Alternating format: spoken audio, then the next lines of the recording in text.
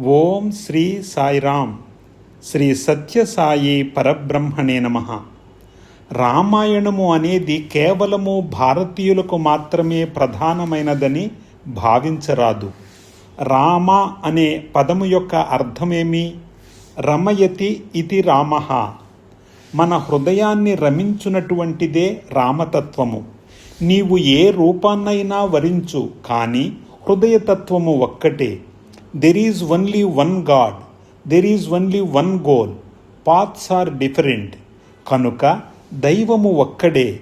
అల్లా, Jesus, Buddha, జోరాస్ట్రా, Rama, Krishna ఏ నామము పలికినా భగవంతుడు ఒక్కడే.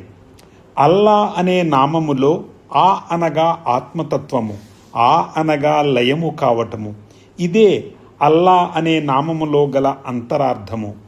ఇంకా యేసు అనే నామములో ఏ అనగా ఒక్కటి, సు అనగా దివ్యత్వము. కనుక దైవము ఒక్కడే. ఏకం సత్ విప్రా బహుధా వదంతి. ఇదే భారతీయుల తత్వము. అనగా అన్ని మతముల వారు, అన్ని జాతుల వారు, అన్ని దేశముల వారు దైవము ఒక్కడే అని ప్రబోధిస్తూ వచ్చారు. కనుక మనము భేదములను పెట్టుకోకూడదు, ఒకరితో ఒకరు కలహించుకోకూడదు.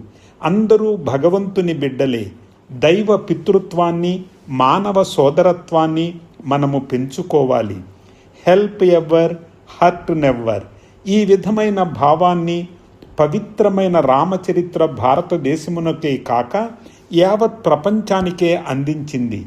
రాముడు అందరినీ ప్రేమించాడు. కనుక ప్రేమతత్వము చాలా ప్రధానమైనది.